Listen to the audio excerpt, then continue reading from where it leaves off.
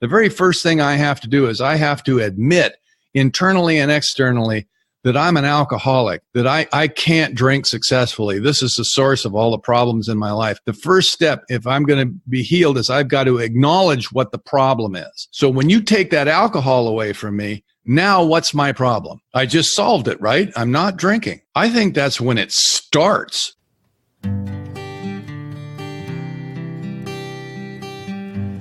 Well, hello, friends of Bill W. and other friends. You have landed on Sober Speak.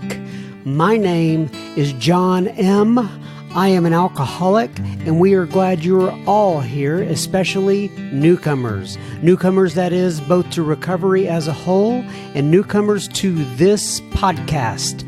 Sober Speak is a podcast about recovery centered around the 12 steps of Alcoholics Anonymous.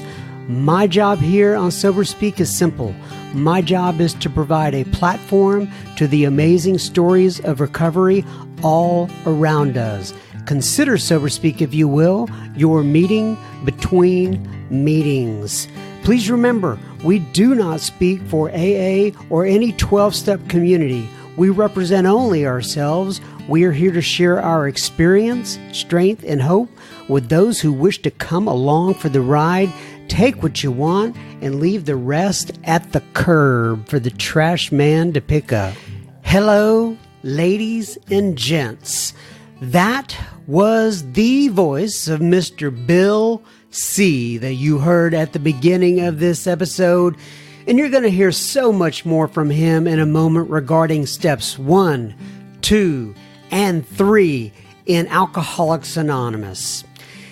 As I have done many, many times up to this point, I said a little prayer before I began this introduction that this podcast, in this episode in particular, can somehow help the still suffering alcoholic in all four corners of the world. I turned my phone on airplane mode so I am not interrupted.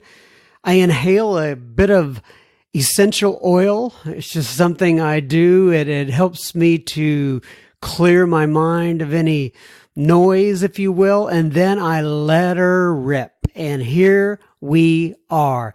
This is the first episode of 2020. Wait, 2020. Is that what we're calling? Yeah, 2020.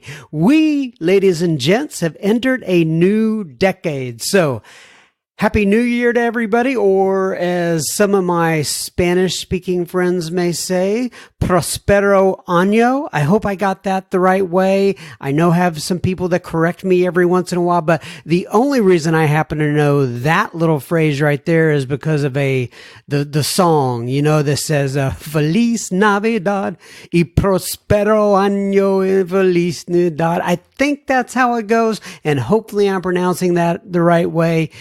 You never can tell. But anyway, I'm glad you all are here. As a reminder, if anybody wants to subscribe to the podcast for free, just text the word sober to 31996 and you will get a message there telling you how to subscribe to the podcast itself. So, I have had many, many people ask me throughout the couple of years that this podcast has been in existence. They always say, "Hey, John M." That's what they say. "Hey, John M." Very rarely do people actually say that, but nonetheless, John M., you have so many episodes now.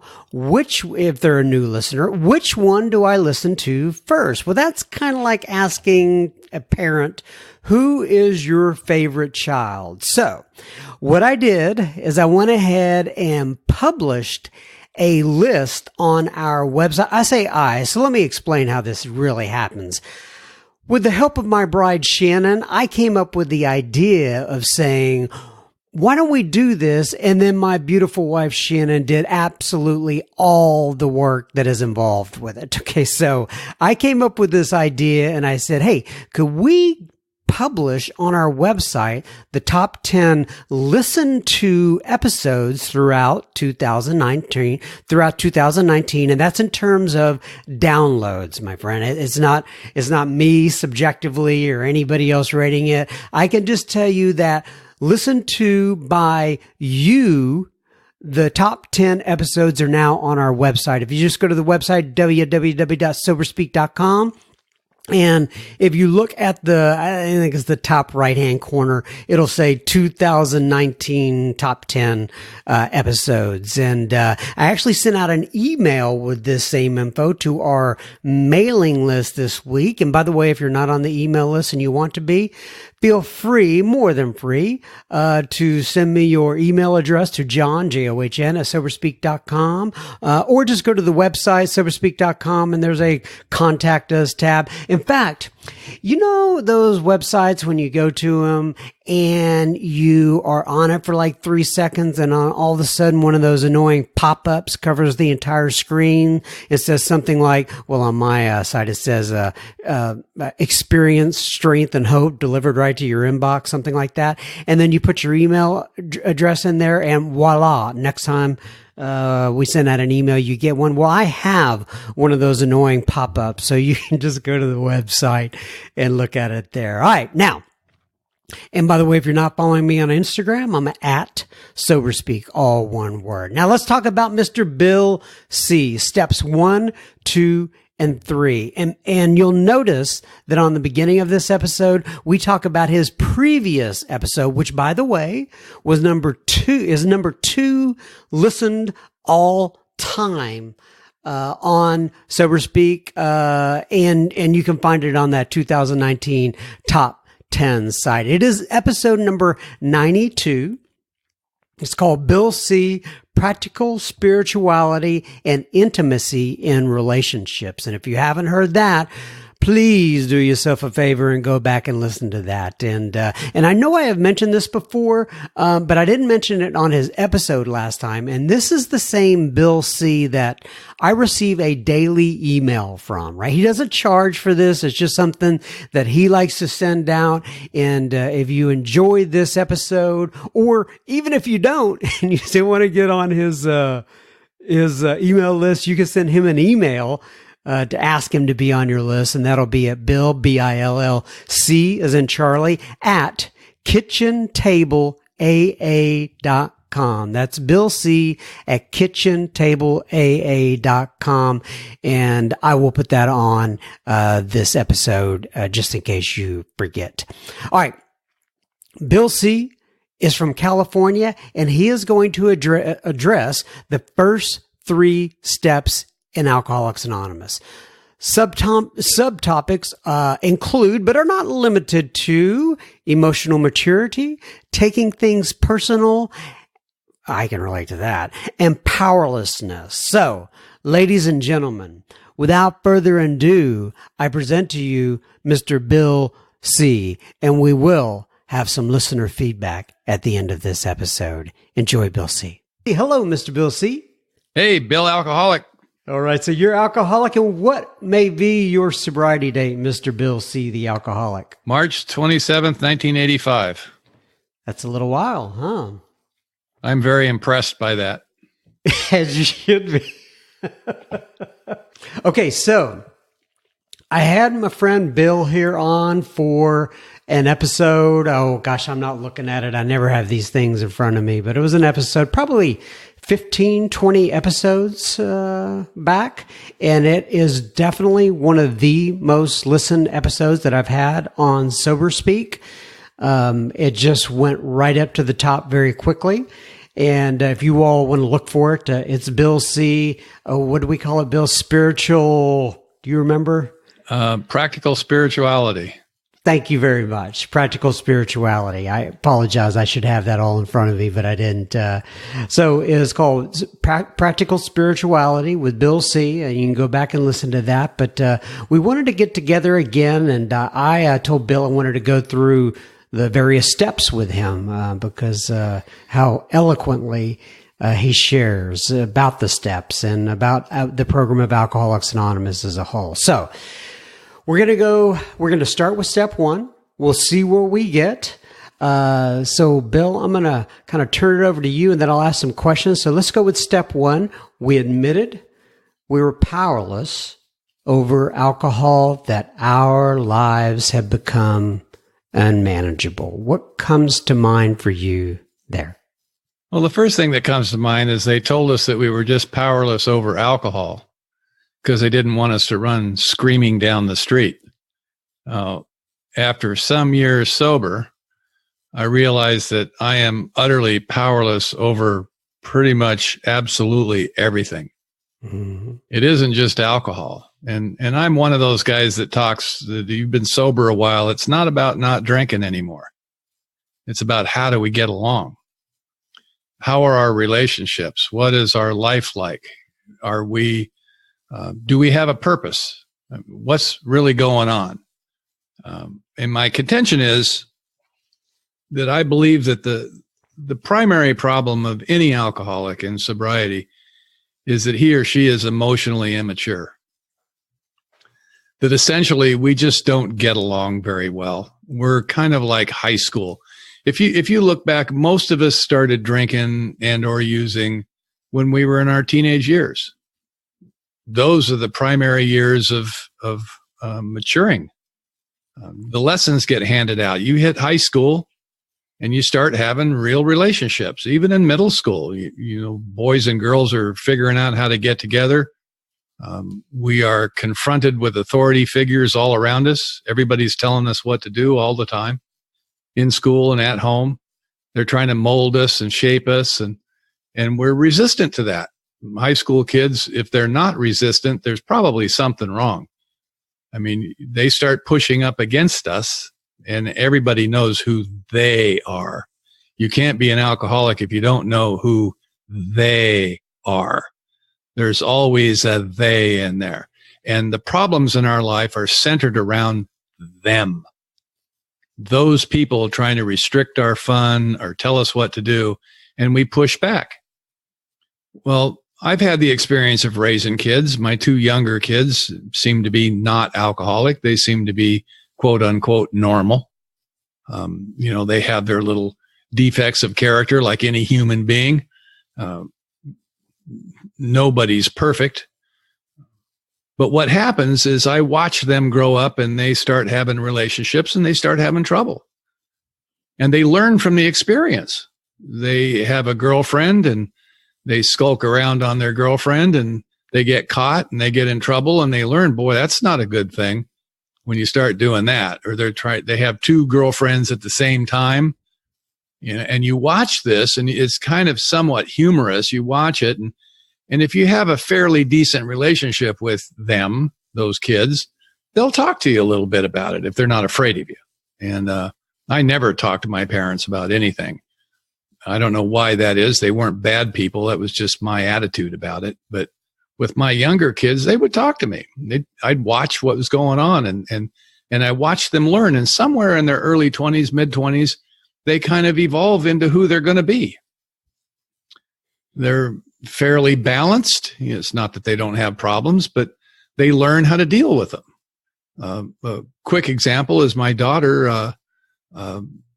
She hit middle school. She was always a good little girl, and she hit middle school, and she got all surly and angry, and she was failing a class. And we got notified by the teachers, and we never had to watch her with her homework. She was kind of self-motivated always. But here this was. And I looked at her and I said, "What's going on with you?" And she goes, "They're ruining my life with homework."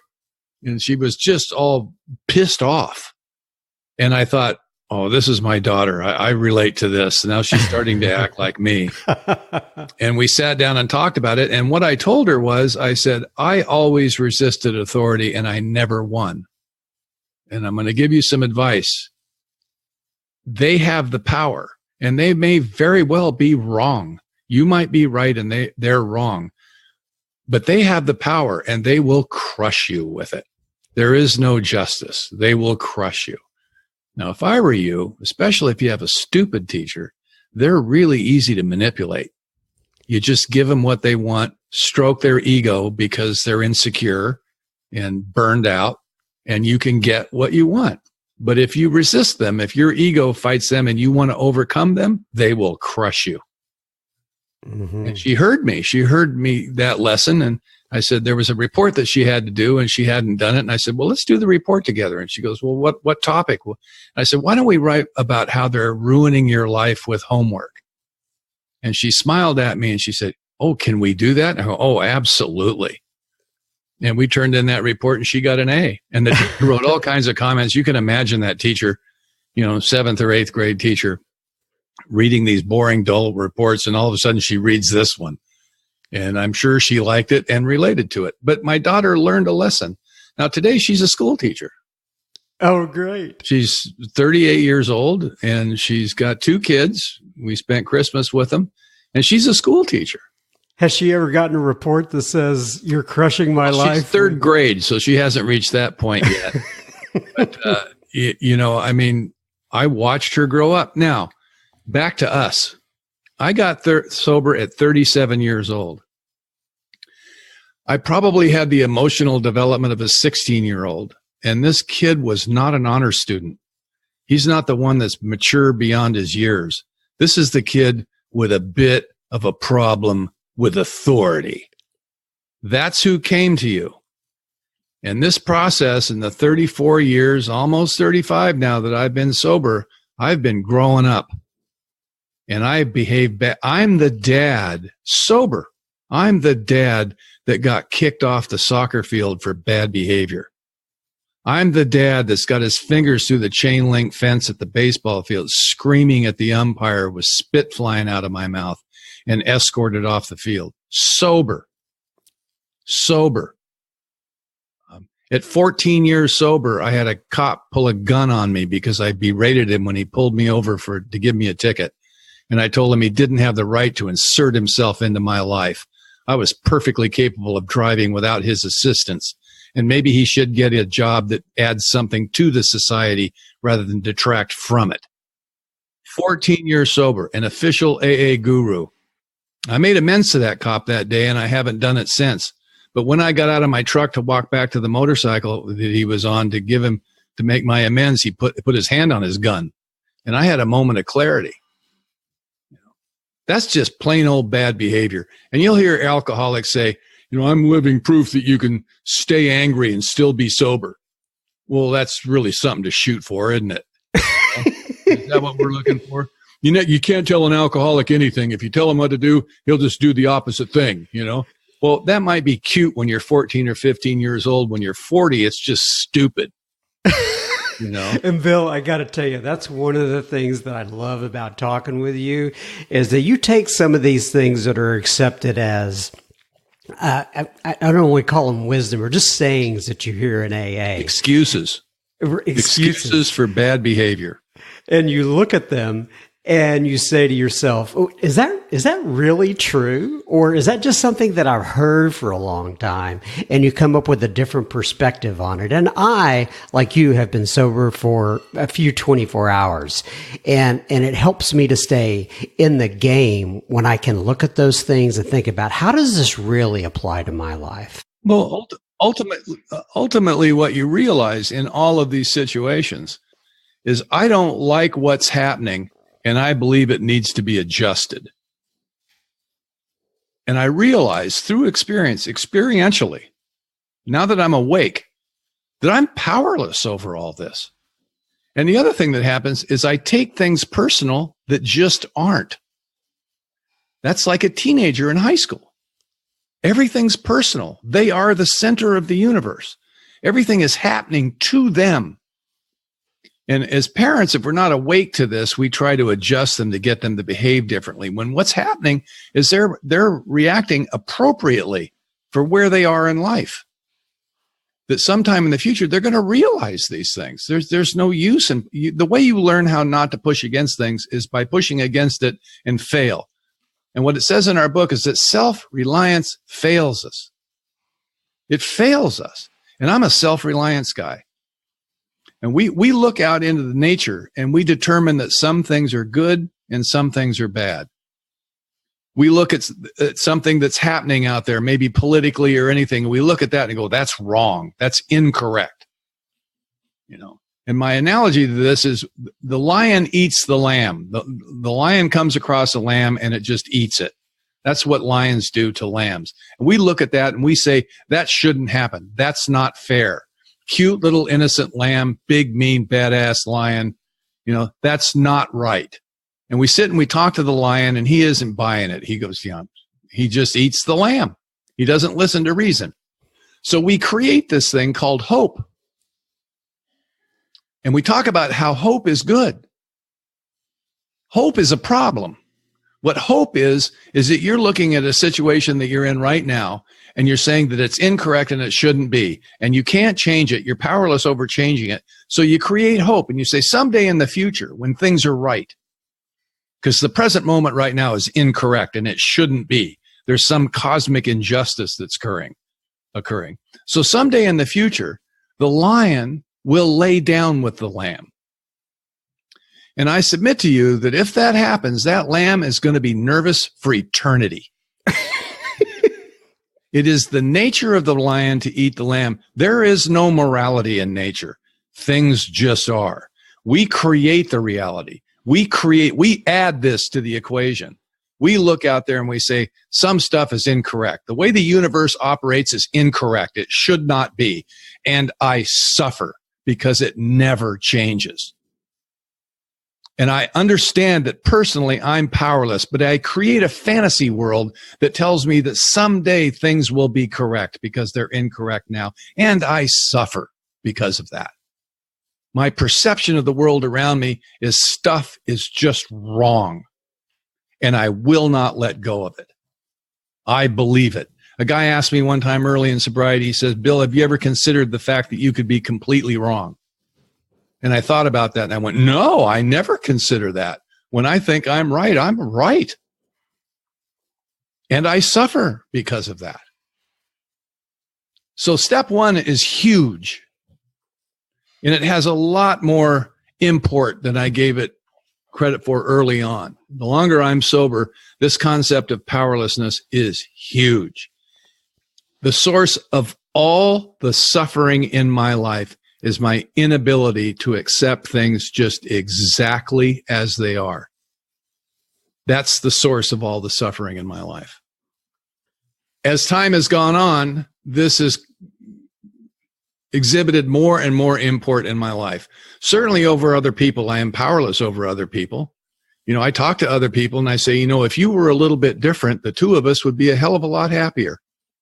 And you just refuse to live your own life. And I suffer. I just hold on to that. This is called resentment.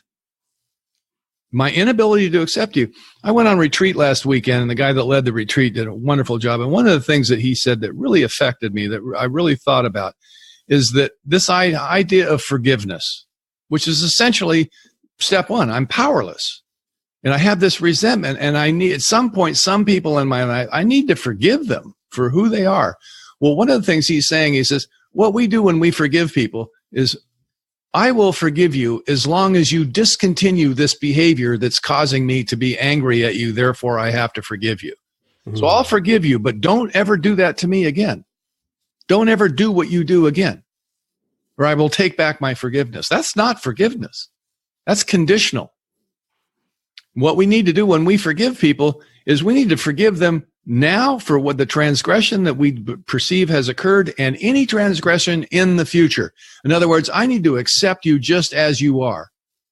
That whether it's internal or external, if I actually speak to you and talk about forgiving you, which is kind of condescending really when you think about it, you're an awful human being, but I forgive you. How does that really work, at least verbally, towards another person? It usually happens in my heart. What's happening is I need to accept you just as you are, just the way you are. Even if you transgress on me again, I need to accept that that's the way it's going to be. Combined with that is this thing that we, as a teenager does, we take stuff personal that simply isn't personal. We are incorrect at the outset. What happens is people are just doing what they do, and I happen to be in the blast radius. And the mistake I make is this person did this to me. No, they're just doing what they do. Could be anybody standing there. It was just my turn. Sometimes it's me that's exhibiting that behavior. Sometimes I'm the one that's the problem. But when you're the problem, boy, that's just delicious to me, because you can then be the source of all the misery in my life because of the way you behave, or the way the politicians behave, or the way my employer behaves, or whatever. You're the source of all the struggle in my life. And that's easy. It's delicious. And I can go to my noon meeting every day and share about it over and over and over and over again. And I can get a lot of confirmation for that, where everybody comes around and says, yep, they're assholes. We got that. You and me both, buddy. And we're all in conjunction with it. And we've got support around us for this. What is the source? It's suffering. I'm suffering. So powerlessness is a very deep and profound concept, and it infuses everything in my life. This is the very first step in this program for an obvious reason. The very first thing I have to do is I have to admit internally and externally that I'm an alcoholic, that I can't drink successfully. This is the source of all the problems in my life. The first step, if I'm going to be healed, is I've got to acknowledge what the problem is. So when you take that alcohol away from me, now what's my problem? I just solved it, right? I'm not drinking. I think that's when it starts. Right. You know, I've taken away the medication. Now what am I powerless over my wife? Clearly. You know, am I powerless over my employer? Am I powerless over the geopolitical situation in the world? Clearly, because I don't like it and it doesn't change. I get other people around me. We all agree that those guys are wrong and it doesn't change. And I suffer. Even if I want to change things, the first thing I have to do is I have to accept exactly the way it is. I can't believe that it's going to be any different. I have to understand it in depth, even if I'm going to work towards some kind of change. What about the unmanageability piece? Well, I love when it says, that my life became unmanageable. I don't remember when it was manageable. I mean, they allude to the fact that at one point everything was manageable and now it's not. I don't think my life needs to be managed. I think it is simply unmanageable and it doesn't require any management by me. What's happening is it's just unfolding right in front of me. And the next indicated thing usually is pretty obvious. Who's managing? I thought I was powerless. How could I possibly manage my life? I mean, this is a great source of debate. You'll hear people talk about how, well, I take care of this and God takes care of that other stuff. But like God can't supply me with everything. If I hide in a closet, he's not going to shove hot dogs through the keyhole and take him, I get all that. It's obvious stuff, but true faith is not knowing and having that be okay. True faith is not knowing what the hell's going on, and that's okay. In my experience, I'm 72 years old and I'm sober all this time. And one thing that's become very clear to me, especially in the last few years, is that I've always been taken care of. And what do you mean by that? That I always get what I want? No. But I look back over my life, I've had business ups and downs. I'm on my third marriage. We've been together 25 years and I'm keeping her. I'm getting tired, she's a sober woman, coming up on 30 years sober. We have a good life together, but I've had 3 marriages. I've got 4 children. 2 of them are up in Oregon. One of them doesn't talk to me at all. I have a real life, a real live life, stuff that has happened to me. And a lot of it in the past seems like it was absolutely horrible. And as you look back over how things have unfolded, it could not have happened any other way than it did. Why would I contemplate how things could be different? Here's where they are now. And I believe that my life, my real life, started on March the 27th, 1985, when I was 37 years old. Now, for a long time, I had a lot of regret and remorse over the previous 20 years. And I would dwell on, boy, things could have been different if I wasn't alcoholic, or if this hadn't happened, or if that hadn't happened. Look at that horrible, bad decision. But it couldn't possibly have unfolded any other way. How could I possibly have a purpose in my life if I hadn't had such huge failures coming up to it? Every saint you ever read about was always a bad dude in the beginning. Then something happened. There was a shift. a sudden dramatic change. And that has happened to us in Alcoholics Anonymous. When you're in a room full of AA people, you're in a room full of people that are pretty conscious of the fact that their lives have been saved. That's a remarkable experience. We kind of take it for granted. But on March the 27th, 1985, everything changed. Everything changed in my life. What a remarkable experience. I don't think that could have happened unless I hadn't been this horrible, awful, drug-addicted alcoholic that spent time in mental institutions and absolutely destroyed his life. I mean, I don't think that would have. I don't think I would have risen from the ashes if there weren't ashes to begin with. You know, so I can have a lot of regret and remorse, but what good is that going to do? We will be continuing our conversation with Bill C. in just a moment. Just a reminder, you were listening to Sober Speak. You can find us on the web at soberspeak.com. There you will find approximately 110 plus other episodes you can listen to for free. You can also find the donate button on our website if you wish to use it, if and only if the Spirit moves you to do such. Please keep in mind this is a podcast funded by you, the listener. Sober Speak is a self-supporting organization through our own contributions. We are not allied with any sect, denomination, politics, organization, or institution. We do not wish to engage in any controversy, neither endorse nor oppose any causes. All right, now I'm back to Mr. Bill C. And that is incredible that we can live this life. I call it like a hedonistic type of life, and be able to see things from that perspective, and then have that particular date. And then with that date, we get to see things from a completely different perspective. Do you want to say anything else about step one, or do you want to move on to step two? Well, I think this whole idea of the powerlessness, then the very next step says that we're going to be restored to sanity by this God thing. And if you're in a room of alcoholics, let's say there's 100 of them, 75 of them probably have a problem with God. Even if they believe in God, having a problem with God doesn't mean you don't believe in it. You know, now, essentially, and I was one of those. I thought the whole idea of this God thing was really quite silly. I felt embarrassed for you that you would talk about that in a public forum. It was just embarrassing. And it really disturbed me. And I'm not alone in that. A lot of people felt that way. And if you're devastated enough, you'll actually listen to these people that talk about it. Even though you're embarrassed for them, you feel stupid being in the same room with people that talk like that. People that get up at the podium or sharing in a meeting and it's God this and God that. It just would make my skin crawl. And I had a sponsor that was one of those guys. He was one of those God people. Still is. It's just embarrassing, you know. And I would get together with him and we would read the book together, and he would talk to me about this stuff, and I would argue. You know, I mean, so I went through this. And here's my understanding.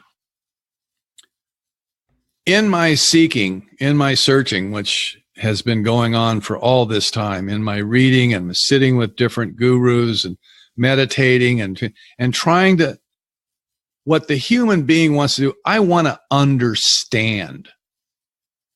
I want to know the true path. I want to understand. That is a booby prize, the understanding. The experience of this thing is so overwhelming that the intellectual understanding is irrelevant. Because what happens in Alcoholics Anonymous, we actually experience it. And most of the time we miss it completely. I mean, the simple fact of what happened to me on March the 27th, 85, what else do I need to know? Something touched me and my life completely changed. Now, in my reading, one of the things that have come up, one of my favorite guys is Alan Watts. And Alan can get pretty deep. He had a bit of a drinking problem, which even brings me closer to him. And one of the things that he said in his book, The Wisdom of Insecurity, which is an interesting title, is he said that true faith is not knowing and having that be okay. Now, what I always believed that what faith was is that you have a belief mechanism, mechanism that maybe was given to you by someone else, maybe a religion, maybe your parents, or you cobbled it together yourself and you've picked a certain path and you've put this belief mechanism together. and that you have faith that your belief mechanism is correct. Because there's other ones, there can only be one, right? There can only be one. So this is a confusing thing, and you got to pick the right one. God, you wouldn't want to believe in the wrong thing. And usually most of this is centered around, I want things to go my way. A lot of religion will tell you that if you're good enough, then God will come to you. You have to live in a certain way, and then God will come to you and enter your life. And they apply all kinds of moralistic reasoning around this belief mechanism. Maybe it's a fear of death, so you create this hope thing that there will be this heaven and I will live forever and all of this. But you have a belief mechanism, whatever it might be, Hindu, Buddhist, Christian, whatever it is, any number of things. And you have faith that this is correct. What Watts is saying is something much more powerful than that. That true faith, real faith, is not knowing, having no belief mechanism at all, and having that be okay. In other words, everything is absolutely as it should be all the time. And you have faith that that's true. Now, in order to do that, you have to extract the morality out of it, or the judgment. Essentially, the morality is what creates the judgment. This is good, that's bad. No, things just are. There is no morality in nature. Things just are.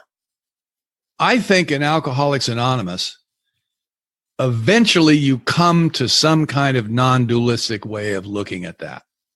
That the experience that I'm having is so profound. When I stop and really look at it, that's the beauty of meditation. Get into the present moment. In other words, you see things, you experience them rather than intellectually define them.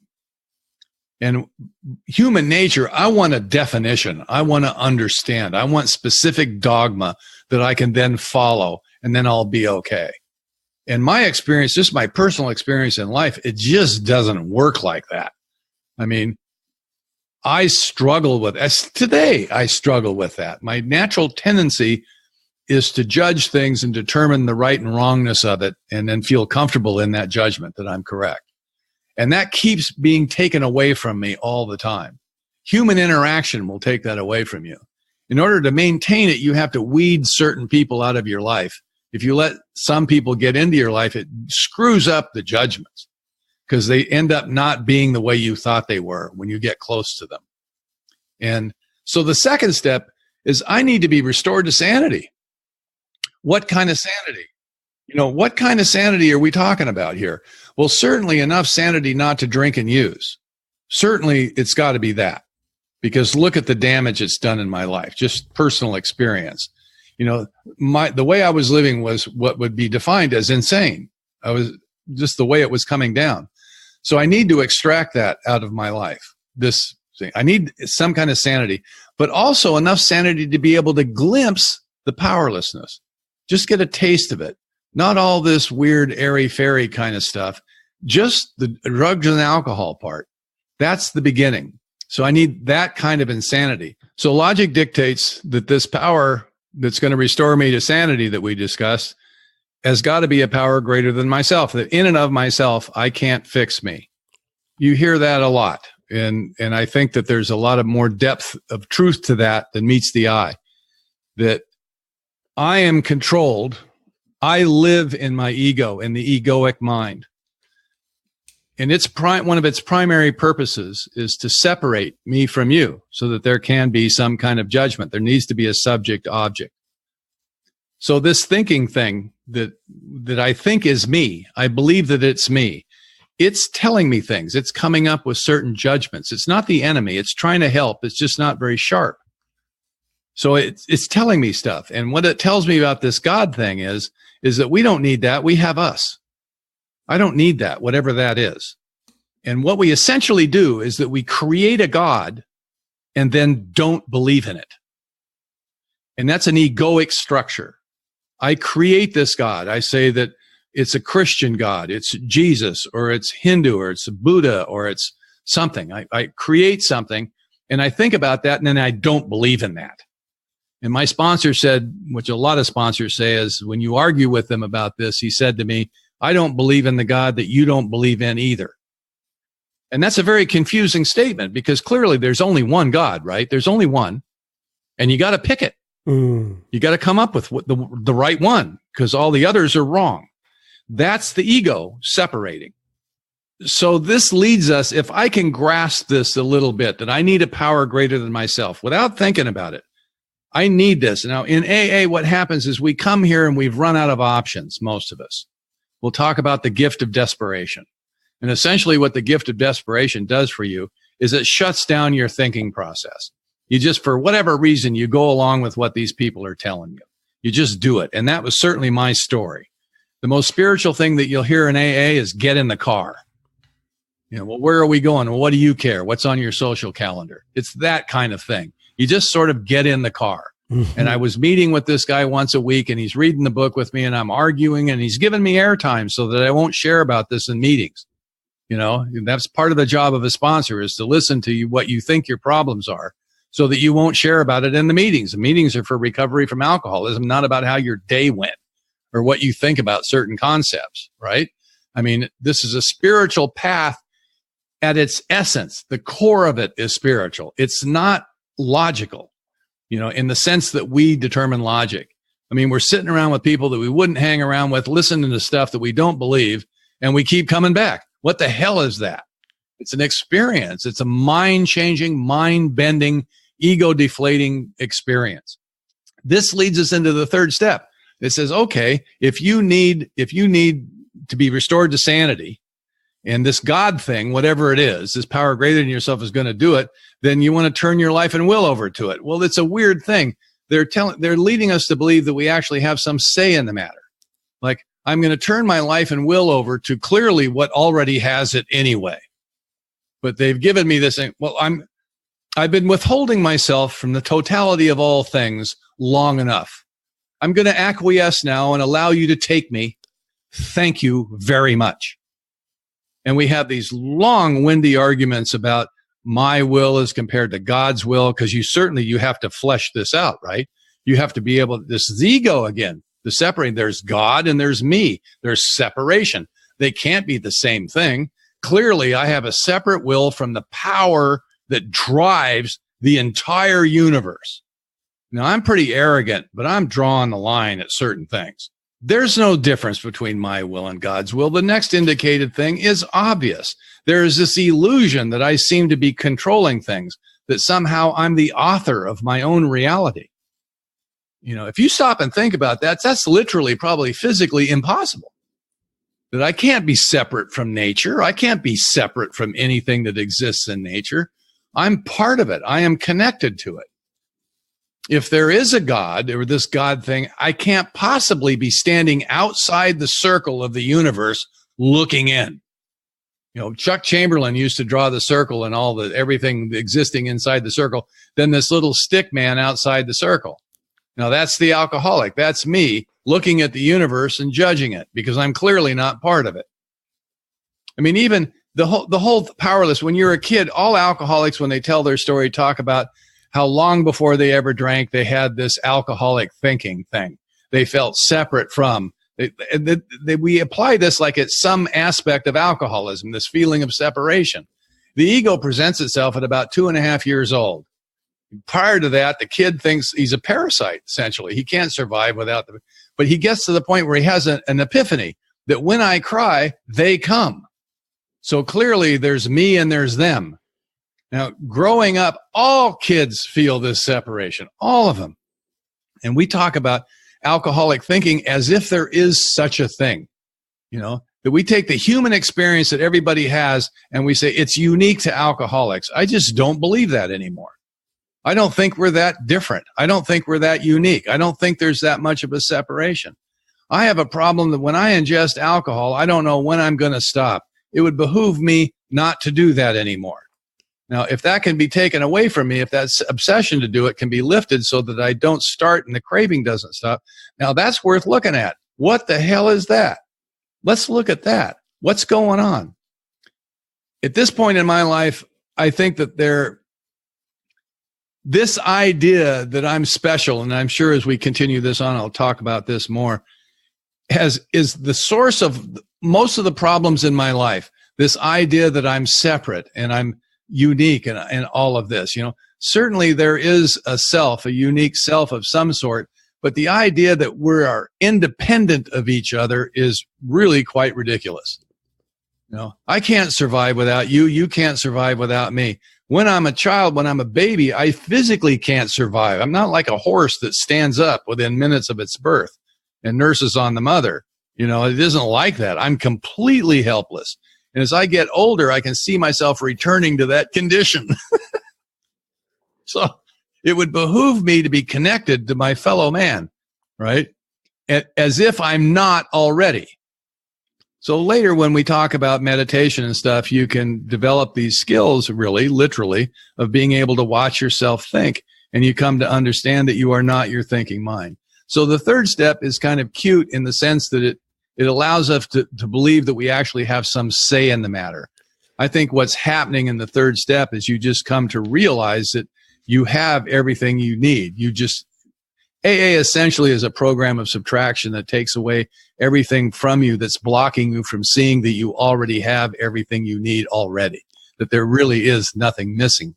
There's just a perception of reality that's a bit askew. Oh, this has been fabulous. I'm going to go ahead and close it there. But, next time we get together, there's a lot more to be talked about regarding step 3. We could start with step 3 again, kind of flesh it out a little bit more, and then we can go into some of the other steps. I'm going to go ahead and close it out with page 164 of the Big Book. It says, abandon yourself to God as you understand God. Admit your faults to Him and to your fellows.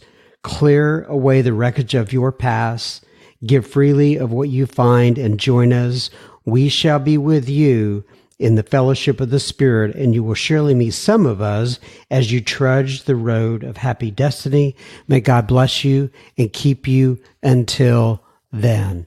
Once again, Bill, thanks so much for coming in. I sure do appreciate it.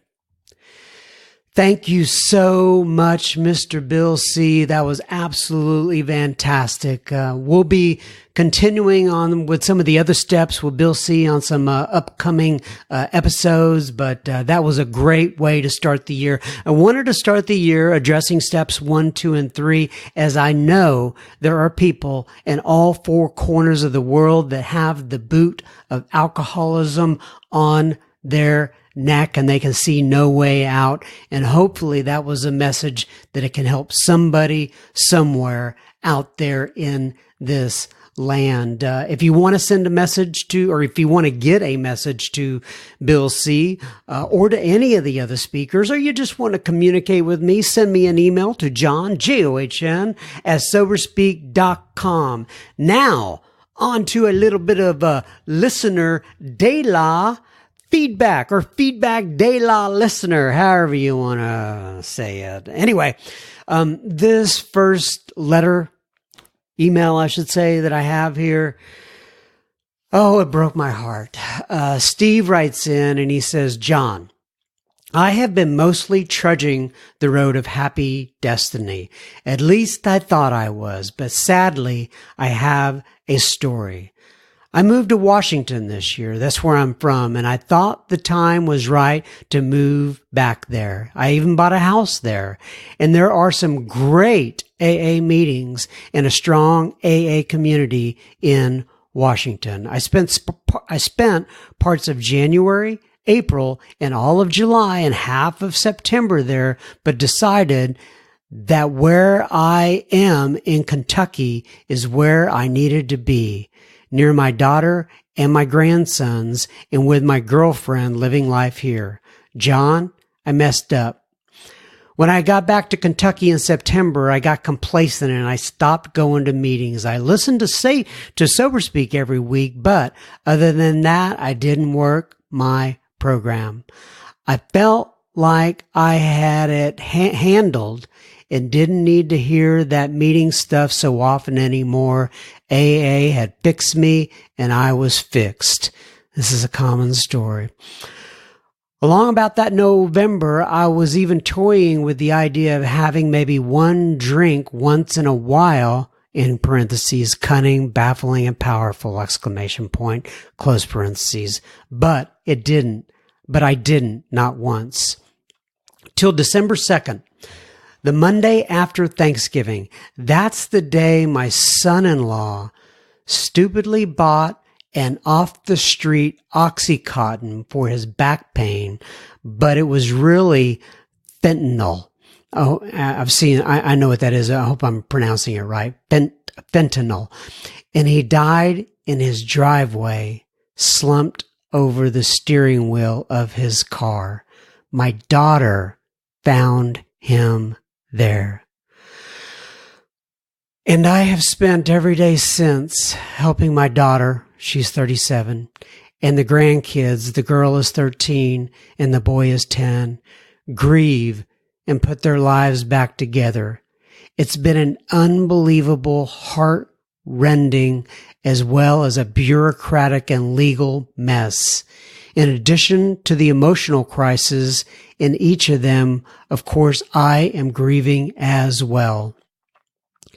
And in this tragedy, John, I found I was spiritually empty and had no reserves, and I drank. I drank for about 2.5 weeks and then said, I'm not going to let booze win, and now I'm back in the rooms of AA. I should have been getting a 1-year chip next week. Instead, I am 7 days sober today. I wrote in my sobriety journal in January that in Sober Speak episode number 3, Clay D said that the way to relapse is first to let your spirituality go, and then you let your sanity go, and then your sobriety goes. I forgot that when I needed it the most. Now I know it from sad experience. But John, it's not all a bad story. I have a new sponsor. We talk daily. He holds me accountable. I'm back to my, quote, few simple steps, unquote. And I didn't drink yesterday. And with God's help, I will not drink today. I have a reprieve today, and I have no desire for alcohol. I'm here, John. I'm listening to you every week. I'm still telling everyone I know about Sober Speak, and I'm so glad that you are my meeting between meetings. Thanks, John. Signed, Steve. Steve, God bless you. God bless your family, your daughter, your grandkids. And I'm so sorry you had to experience that tragedy, but I'm glad that you are back on the right path. Be well, my friend. Godspeed to you. Angela writes in on the Instagram. She DM'd me on the Instagram. I sound so cool. I just like saying DM because it makes me sound like, I don't know. Do you think it makes me sound cool? Just kidding. Anyway, Angela DMs me on la Instagram, and she says, "Hey, John, I'm in Melbourne, Australia. Well, hello, Angela. And I came across your podcast on Luminary today." That's a podcast listener thingy bob. Anyway, so I had to take a listen for a bit, and I hope to hear a lot more of you in the coming year. I'm 18 months sober, and it's an amazing journey of discovery. Uno día at a time. Tiempo. She says 1 day at a time, but I'm trying to get my Spanish down. I think it's uno día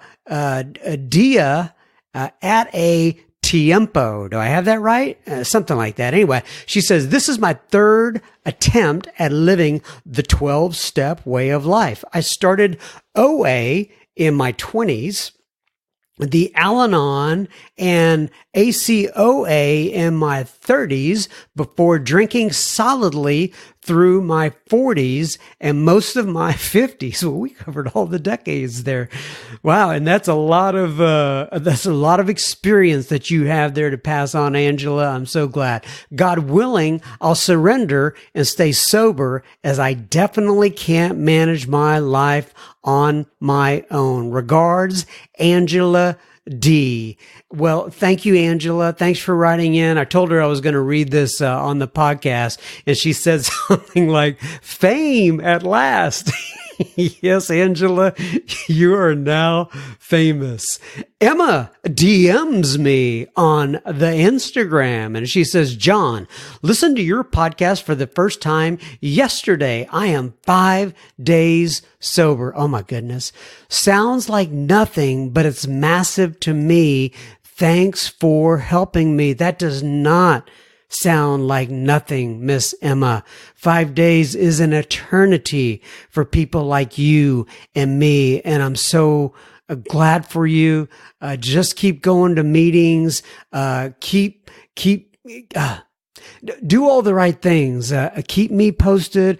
God bless you. And congratulations on your 5 days. By the time you hear this, hopefully it'll be like, I don't know, 7, 8 days, something like that. But thanks for contacting me. Lori writes in and she says, Lori, thank you, John. I really appreciate the podcast and appreciate all the hard work that must go in behind the scenes to get it posted. Well, thank you, Lori. You must have a background in radio just based on your style and professionalism. I don't get to hear about you much in these talks, so I'm just assuming, smiley face. Blessings for all your love, blessings for all you love and hold dear in the new year. Lori, well, that's a great way to phrase that. And I have zero experience, Miss Lori, in radio, but I appreciate your compliment. But I do have a ton of experience in alcoholism. So I guess that qualifies me. Thanks so much for writing in. Frazier writes in, and I'm sure he gets that Frazier about the television show thing all the time. But anyway, he says, after he wanted to write in and join the super secret Facebook group, as he said, and after he joined, he said, thank you. I found Sober Speak on iTunes. I've been sober since the age of 20 and have 27 years of sobriety. I've never had a legal drink. Well, good. Let's hope that streak continues. I live in Roanoke, Virginia. Thank you for the meetings here. I listen to them on the way to the gym and when I go for long walks. And Frazier actually sent me a picture of his sobriety chip. It's an unusual looking chip. It's got his sobriety date on it. And there's a tree on there. And I'm sure, anyway, it just looked like a really special chip. I have not seen that particular chip before. So thank you for writing in with that, Mr. Frazier. All right, ladies and gentlemen, once again, tune your ears toward the musical talents of Miss Wendy Child. Here is her beautiful rendition of Auld Lang Syne. God bless you. I love you guys. I'll talk to you more hopefully next week. As I always say, 1 week at a time. God bless.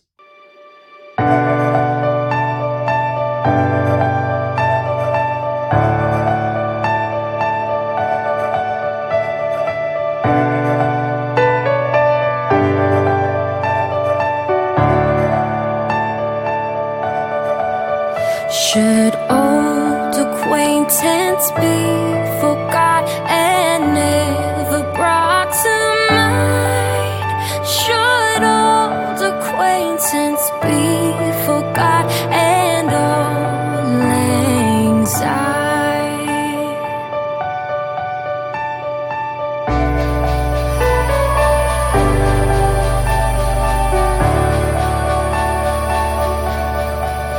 Should old acquaintance be forgot and never brought to mind? Should old acquaintance be forgot and auld lang syne?